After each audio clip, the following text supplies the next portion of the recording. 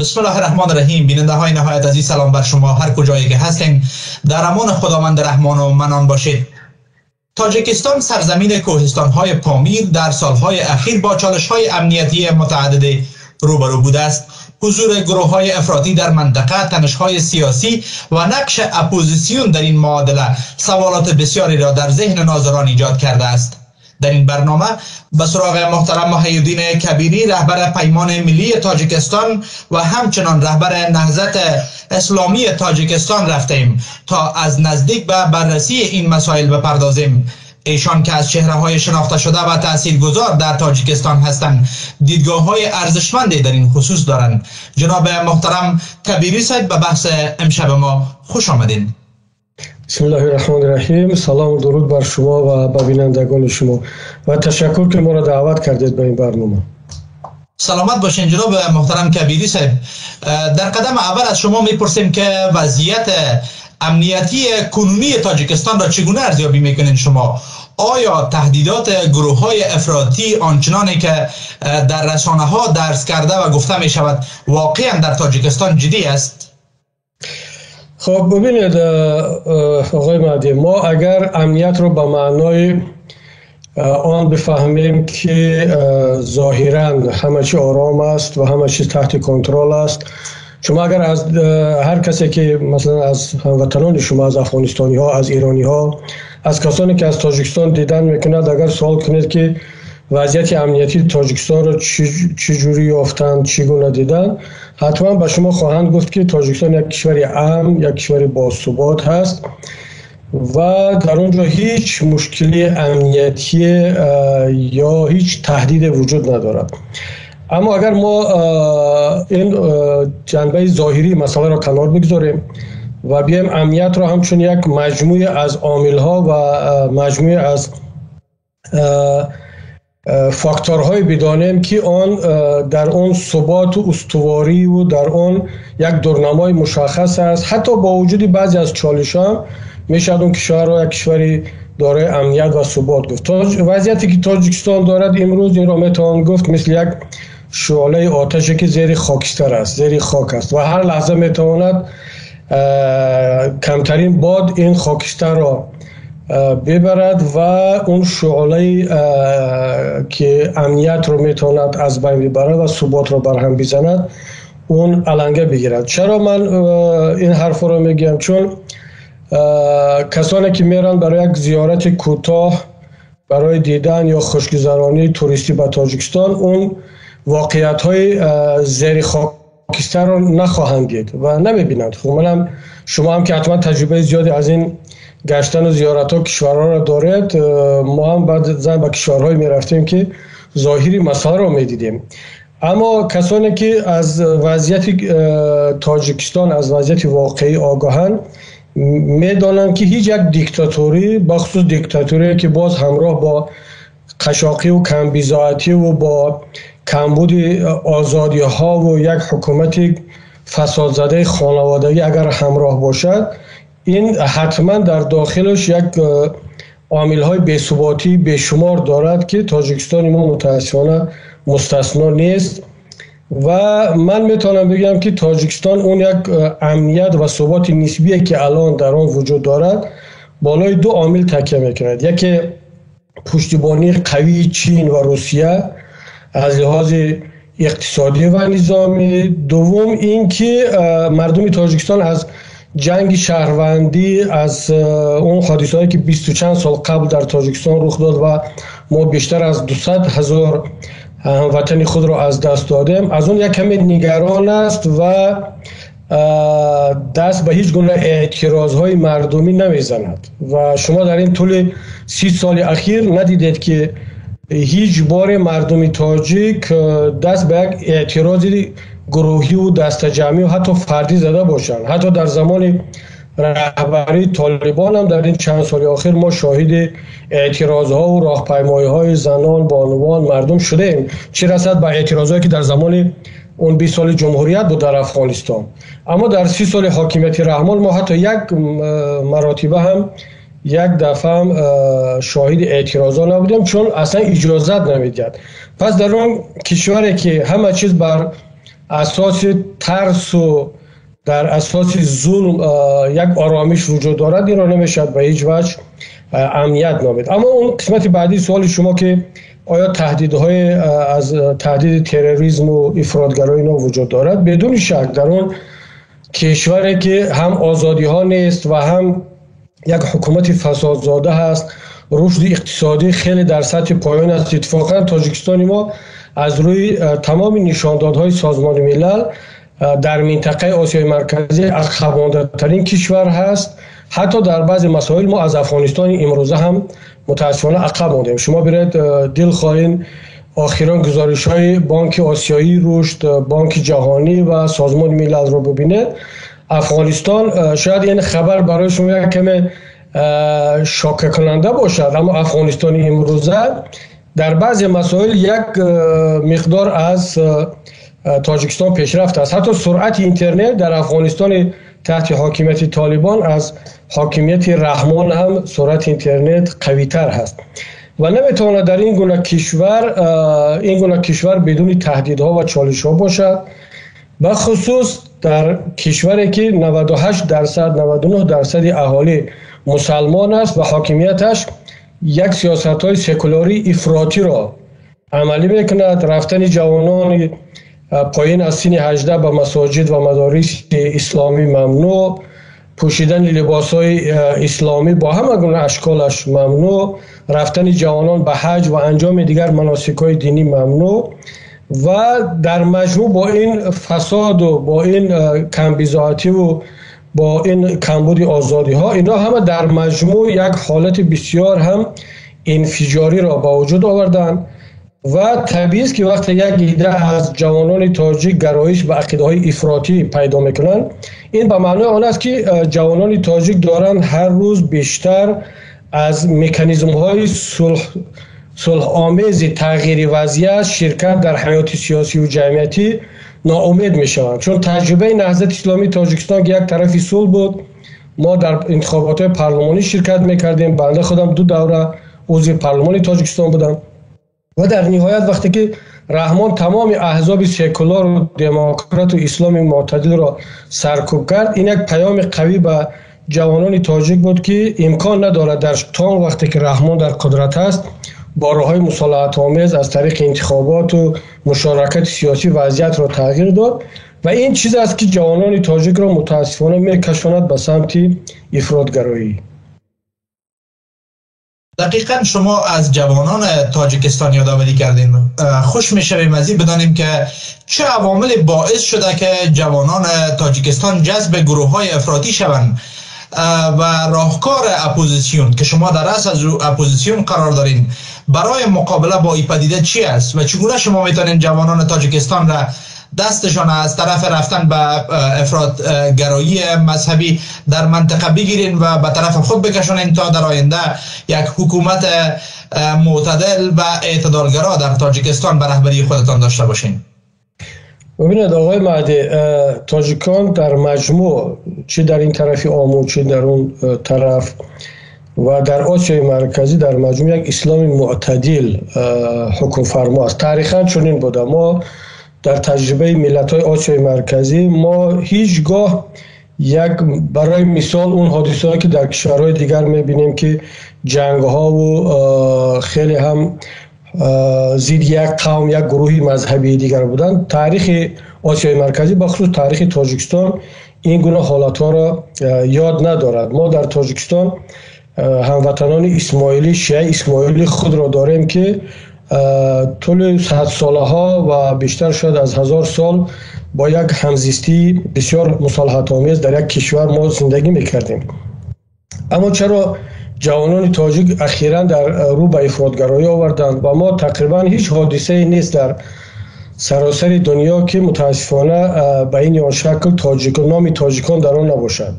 حتی در افغانستان هم چند حادثه با شرکت شهروندان تاجیکستان بود، در ایران، در ترکیه، حادثه اخیری مسکو، حتی در اروپا هم اینجا پلیس اروپا هم خیلی از رشد اندیشه‌های افراطی بین مهاجرین تاجیک نگران هست.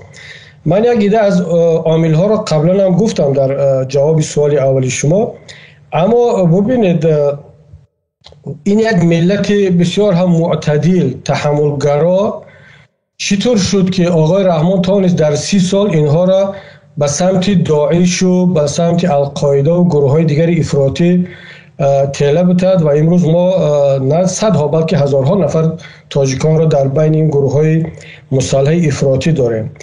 تجربه مشارکت سیاسی مردم بخصوص حزب نهضت اسلامی تاجیکستان، حزب دموکرات، حزب سوسیال دموکرات، حزب گروه رستاخیز در مجموع در تاجیکستان ما بعد از استقلالیت، بعد از پاشخوری اتحاد شوروی یک فضای، حالا نمیشد اون را 100% دموکراتی گفت، اما یک فضای باز شکل گرفت که احزاب سیاسی با وجود آمدن، در انتخابات ها شرکت میکردن و حتی ما تجربه کوتاه یک حکومت ائتلافی مردمی را داشتیم که تمام احزاب در آن شرکت میکردند. یک زمان بود که دوشنبه پایتخت تاجیکستان تبدیل به یک جزیره دموکراسی و جزیره گوناگون اندیشی برای کل کشورهای آسیای مرکزی شده بود و بعضی از گروه های اپوزیسیونی دموکرات ازبکستان و قزاقستان و کشورهای قفقاز می آمدن در چاپخانه های تاجیکستان جریده و روزنامه های خود را نشر میکردن، میبردن به جای خود. یعنی تاجیکان و تاجیکستان از خود در سالهای اول استقلالیت نشان دادن که یک ملت بسیار رو به آزادی و به عدالت و به تحملگرای دموکراسی هستند. اما این وضعیت برای بعضی کشورهای دیکتاتوری منطقه پیش از همه روسیه، کرملین و ازبکستان زمان اسلام کریم خوشایند نبود. اونها آمدن در وجود این حکومت مراسای ملی که در اون هم دموکرات ها بودن، هم ملتگراها بودن، هم سابق کمونیست ها بودن، چند نفری از حزب نهضت اسلامی تاجیکستان هم بود، این نمونه و تجربه را برای خود خطرناک دانستند و یک کودتای در تاجیکستان صورت گرفت که دیگر اون حکومت دموکراسی سرکوب شد و تاجیکان وارد اون مرحله جنگ شهروندی بودند که یک خیلی ها به افغانستان هجرت کردند، از آن جمله استاد سید عبدالله نوری مرحوم هم با نهضت اسلامی تاجیکستان و اون فاز مبارزه مسلحانه تقریبا 5-6 سال دوام کرد که بالاخره رحمان مجبور شد به یک مصالحه تم بتد و ما هم آمدیم وارد این پروسه مصالحه شده و بازم یک امید دیگر پیدا شد در ما تاجیکان که بالاخره بعد از این مصالحه ما میتوانیم در پهلوی هم در کنار هم یک کشور دموکراسی و دارای حکومت عوض شونده از طریق انتخابات را داشته باشه.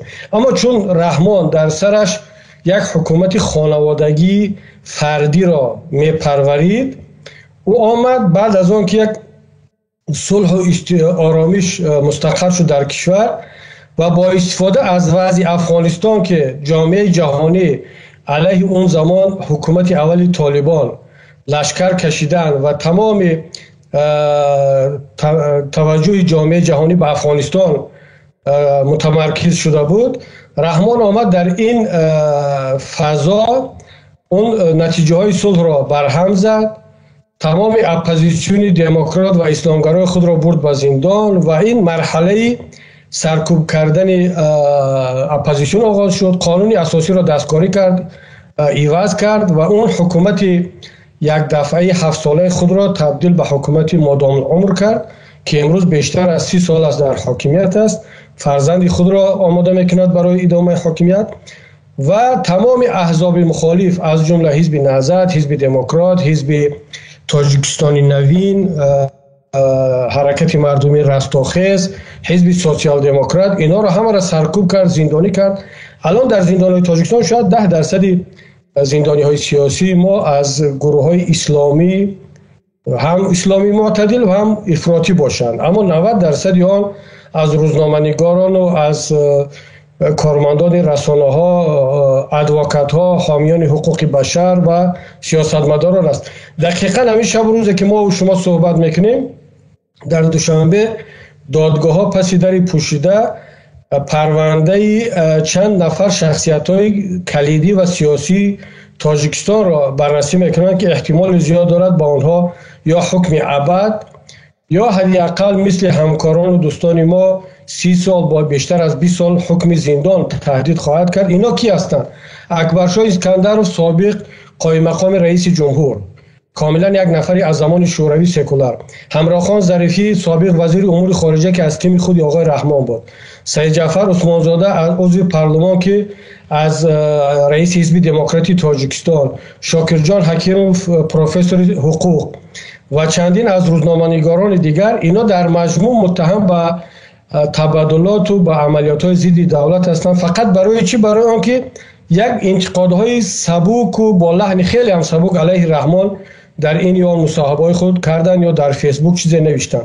خب در چنین شرایط شما آقای مهدی چگونه یک جوان تاجیک را متقاعد می‌سازید که او باید که با استفاده از مکانیزم‌های صلح‌آمیز دموکراتی مبارزه برد، چون هیچ نتیجه نخواهد داد و رحمان نشان داد که اصلا هیچ گونه دموکراسی و انتخابات و هیچ گونه عملیات‌های مصالحت آمیز مردمی را قبول ندارد و این را دشمنی به خود می‌داند. و می‌ماند شما جناب رئیس محترم، به نظر شما چگونه باید مبارزه صورت بگیره با امام علی رحمان تا ای که قانع شود به یک حکومت دموکراتیکی که قبلا تن داده بود و شما چه راهکاری روی دست دارین تا بتانین جوانان تاجیک و مردم تاجیکستان بسیج بکنین برای داشتن یک حکومت متحد به آرای مردم و به یک نظام دموکراتیک؟ ببینید دوستی عزیز، من این نکته رو میخوام خیلی کمی واضح‌تر روشن کنم، چون خدای نکنه سوء تفاهمی نشود. اپوزیسیون تاجیک با شمول اونهایی که چه در داخل هستند چه در کشورهای آسیای مرکزی و اونایی که ما در اروپا قرار داریم، تا امروز نزدیک 10 سال میشود که ما در مهاجرت قرار داریم و هممون سرکوب شدیم. اونایی که در کشور ماندن زندانی شدن، اونایی که زودتر توانستن خود را بیرون بکشند در آزادی هستند. ما تا به امروز پایبند به راهکارهای مصالحت آمیز مبارزه باقی ماندیم. ما رفتیم تا بالاترین نهادهای سازمان ملل، پرونده های زندانی خود را به اونجا بردیم. ما در پارلمان های اروپا سخنرانی میکنیم و وضعیت تاجیکستان را شرح میدیم و همیشه اولویت را به مبارزه رسانه‌ای، دیپلماتیک و از راه‌های غیر مسلحانه میتیم. اما این مبارزه 10 ساله ما و اونه که تاجیکستان روز به روز دارد به فساد بیشتر وارد می شود، حکومت خودکامه روز به روز دارد قوی تر می شود و بی‌بندوباری بیشتر در اون دیده می شود که اخیراً من گفتم با شما که حتی یک نفرانی را هم به زندان برد که دیگر اصلا در فعالیت اونا هیچ عملی اپوزیسیونی وجود نداشت. پس میماند یگانه راه اونه که امروز برای مثال مردم افغانستان، من از خیلی از سیاستمداران افغانستان میشنوم که میگن یگانه راهی مبارزه در افغانستان این مبارزه مصالحانه است، در صورتی که حکومت کنونی طالبان بارها، حالا تا کجا صمیمی هست نیست این به شما برمیگردد، بارها من شنیدم که دعوت به دیالوگ میکند، دعوت به بازگشت به وطن میکند که حداقل اینا اگر فعالیت سیاسی هم نکنن میتونن در افغانستان برگردن و در منزل خود آزادانه زندگی کنند. که ما هیچ چنین دعوتی رو از رحمان نسبت اپوزیسیونی تاجیک نشنیدیم. اما با وجود این تمام سیاستمداران افغانستان میگن که یگانه وسیله ثمرناک مبارزه در افغانستان با سلاح است. پس آیا آن چیزی که در افغانستان مشروع است، جایز است، به اصطلاح حلال است برای اپوزیسیون، چرا برای اپوزیسیونی تاجیک حرام باشد؟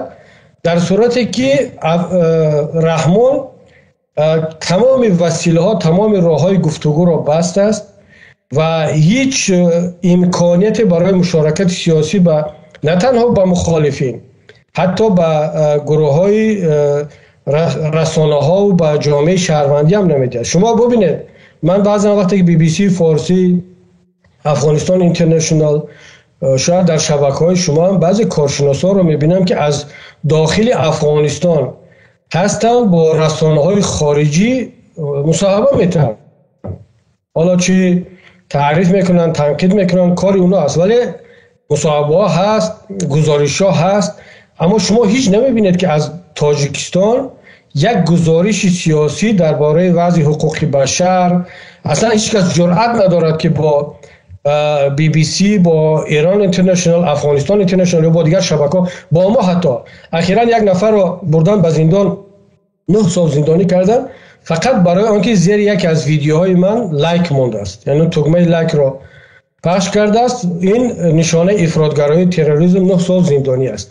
پس در چنین شرایط برادر عزیز، من فکر میکنم که دیگر این حق حلال ملت تاجیک است که از تمام وسیله های مشروع برای رسیدن به آزادی استفاده برد و این دیگر منشور سازمان ملل هم هست، بند 51 اگر اشتباه نکنم، که همه ملت ها برای دفاع از خود، از آزادی و کرامت خود حق دارند از خودشان حمایت کنند، از آن جمله ملت تاجیک. شما از طالبان یادآوری کردین در افغانستان. آیا به نظر شما حضور طالبان در افغانستان به اپوزیسیون تاجیکستان یک فرصت است یا یک تهدید است؟ ببینید، ما هنوز بالای این فکر نکردیم که وجود طالبان در رأس حاکمیت در افغانستان برای ما فرصت است یا تهدید هست. اگر ما صرف از دیدگاه اپوزیسیونی و از اون وضعیتی که در منطقه است نگاه کنیم، شاید برای ما یک فرصت باشد. برای مثال وقتی که امام علی رحمان با اپوزیسیون افغانستان و چندین گروه های افغانستان در دوشنبه دفتر داد، امکانیت فعالیت داد. البته من یک قسم زیاد این را برای پاپولیسم و برای اون عوامگرایی و برای به چشم جامعه جهانی خاک پاشیدن میدونم. در اصل هیچ کمک به اپوزیسیون افغانستان نکرد و این را همچون یک وسیله تجارت برای رسیدن به اهداف خود قرار داد. من نمیدونم آیا اپوزیسیون افغانستان این را درک کردن یا نه. من از اوایل این پروسه این را به دوستان افغانستان تاکید کرده بودم. اما خب پس مادامی که وجود حکومت مثل رحمان و وجود اپوزیسیون افغانستان در دوشنبه برای مخالفین طالبان یک فرصت باشد، ما اگر این را از زاویه منافع اپوزیسیون تاجیک بینیم، شاید که وجود طالبان در افغانستان برای ما هم یک فرصت باشد. این به شرطی که حکومت طالبان برنامه‌های جوابی و عملی به مثل نسبت حکومت تاجیکستان داشته باشد. اما سوال این است که آیا اپوزیسیون تاجیک به این راضی میشد که بر عوض همه ارزش‌ها و برنامه‌های خود بیاید فقط به خاطر آنکه علیه یک دیکتاتور مثل رحمان مبارزه میبرد، بیاید با کشورهای منطقه وارد همکاری شود؟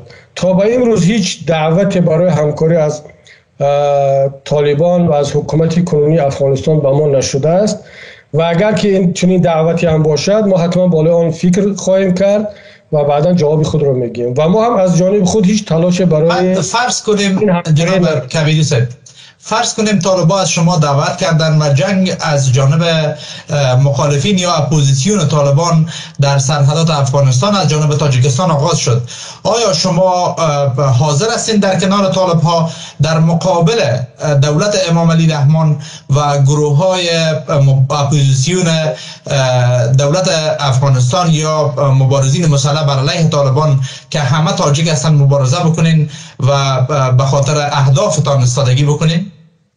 ببینید، ما در کنار هیچ کشور دیگر، هیچ حکومت دیگر قرار نخواهیم گرفت. ما در کنار ملت تاجیک و همه مبارزه خودمان را برای تاجیکستان خودمان سفربر خواهیم کرد. اگر هر حکومت دیگر، حالا فرق نمی‌کند حکومت افغانستان، حکومت ازبکستان یا هر کشور دیگر می‌خواهد که به این مبارزه ملت تاجیک علیه ظلم، علیه دیکتاتوری کمک کند، پس این معنی ندارد که ما در کنار دیگران قرار گرفتیم. این معنی را دارد که دیگران دارند در کنار ما قرار میگیرند. البته شاید اونا اهداف خود را داشته باشند. برای مثال من فکر نمیکنم وقتی که ما اپوزیسیون تاجیک، چه بخش اسلامی معتدل و چه نیروهای دموکرات سکولار، ما دنبال تأسیس یک جامعه مردم سالار، یک دولت مردم سالار هستیم که از طریق انتخابات باید به قدرت بیاید و از طریق انتخابات عوض شود. شاید که این طرز، این برنامه ما، این دیدگاه های ما برای حکومتداران امروز افغانستان قابل قبول نباشد. حالا احتمال زیاد دارد، ولی اگر بدون تحمیل کدام برنامه، کدام دیدگاه باشد و هر کدام میتواند دنبال منافع خود باشد، برای مثال من باور ندارم که امام علی رحمان جانبدار آن باشد که در افغانستان یک حکومت مردمی دموکراتیک شکل بگیرد، چون این دقیقاً مخالف منافع او هست. چون یک مقایسه میشد برای دیکتاتوری او. ولی امام علی رحمان میاد از جبهه مقاومت، از نیروهای اپوزیسیونی افغانستان برای رسیدن به اهداف خود کمک میکند، پشتیبانی میکند و دقیقاً همین کار رو میتونه در یک حکومت دیگری منطقه انجام بده. اما مسئله مهم این است که تا کجا این نیروی اپوزیسیونی دارای دیدگاه‌های مستقل هست و استقلالیت خود را و اهداف و ارزش‌های خود را قربان کدام منافع موقت تاکتیکی با این کشور نخواهد کرد. اگر استقلالیت ما در اهداف، در برنامه، در راهکارهای خودمان و در اون تصوری ما برای تاجیکستان آینده حفظ شود، ما میتونیم با همه گونه کشورهای منطقه همکاری کرده باشیم. اما ببینید وظیفه یک اپوزیسیون، حتی اپوزیسیونی خیلی هم دموکرات و معتدل، هم این است که با همه دیکتاتورهای دنیا همزمان مبارزه برد. کافی است که هر کس در وطن خودش، در کشور خودش علیه دیکتاتورهای ظلم مبارزه برده باشد. اگر موفق شد این کمک به نیروهای آزادیخواه در کشورهای دیگر هم خواهد بود.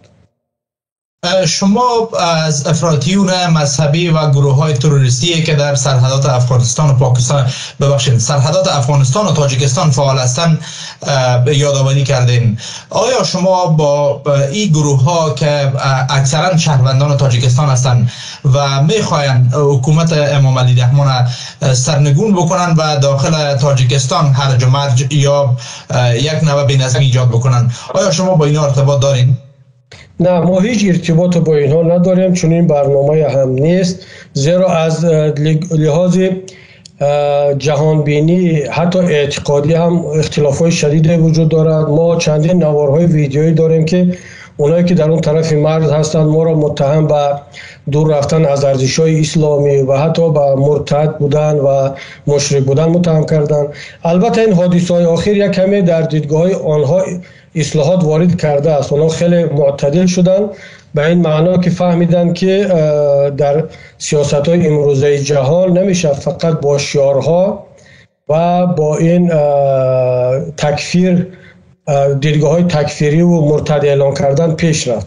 اما هنوز هم اختلافات در دیدگاه‌ها بخصوص در مسئله آنکه چگونه تاجیکستان آینده باشد بین ما و اون گروه‌ها خیلی زیاد است. اما ببینید اگر این گروه‌ها بیان در دیدگاه خود اصلاحات وارد کنند و آماده شوند که برای یک تاجیکستان آزاد که در زیر چتر یک قانون اساسی که در اون کشور همه جریان‌ها، همه مذاهب، همه شهروندان در نزد قانون برابر باشند، نابسته از آن که پیروی کدام مذهب اهل سنت است، شیعه هست، سکولار هست، زردشتی است، کمونیست است، اگر اونها جانبدار چون یک جامعه هستند، البته با حفظ این یا با رعایت این مفهوم که تاجیکستان یک کشوری اکثرا مسلمانی هست، مسلمانشین هست، با اکثریت مردم اهل سنت و جماعت دارای مذهب حنفی که باید دیگران ارزش‌های مذهب حنفی و اسلامی را احترام قائل باشند. نمیشد که در یک کشوری که اکثریت مسلمان هستند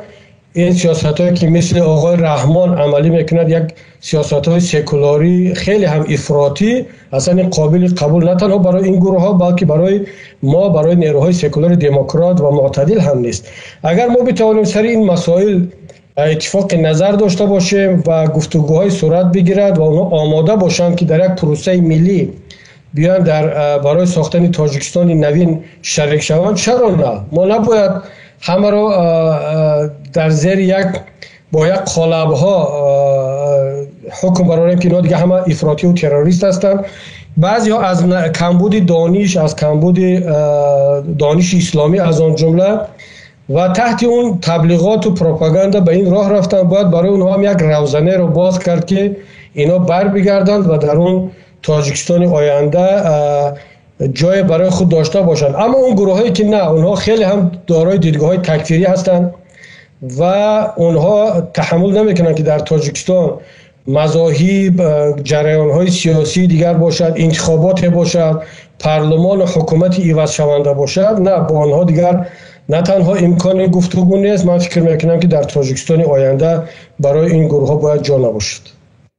دقیقاً جناب محترم کبیری صاحب، دیشب شما دیدین یک عملیات بالای نیروهای کارگر چینی در داخل خاک تاجیکستان انجام شد و تعداد کشته و زخمی شدن در او عملیات. این عملیات شما چگونه ارزیابی میکنین؟ آیا این عملیات تکفیری و افراطی است به خاطر از اینکه نیروها در بین مردم هرج و مرج ایجاد بکنن و جای پای باز بکنن در منطقه به خود، یا این یک عملیات استخباراتی است از جانب کشورهای همانند پاکستان یا کشورهای دیگری؟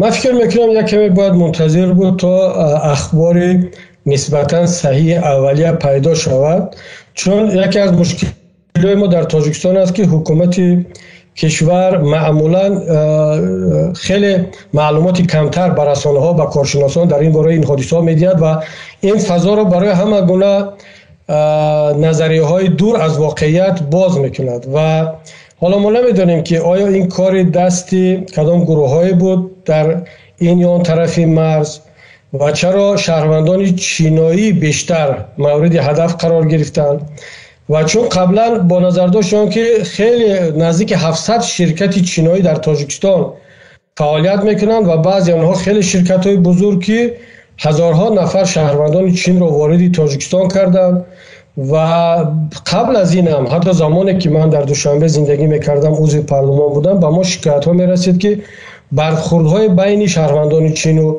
شهروندان تاجیکستان در زمینه اختلافات حالا همه گونه فرهنگی و گاه پولی و مالی هم صورت میگیرد و این گونه حادثه هم قبلا بود. حالا نمیتونم گفت که آیا این واقعا یک حادثه بود که ربط به عملیات تروریستی دارد یا در زمینه اقتصادی، مالی یا بحث‌های دیگر روزمره شکل گرفته است. اما اونه که اخیراً باز به دنبال این حادثه یک نوار هم در شبکه‌ها الان دارد چرخ میزند که چند گروه‌های مسلح مجدداً تهدید کردند حکومت تاجیکستان را به خاطر اون سیاست‌های ضد اسلامی هست.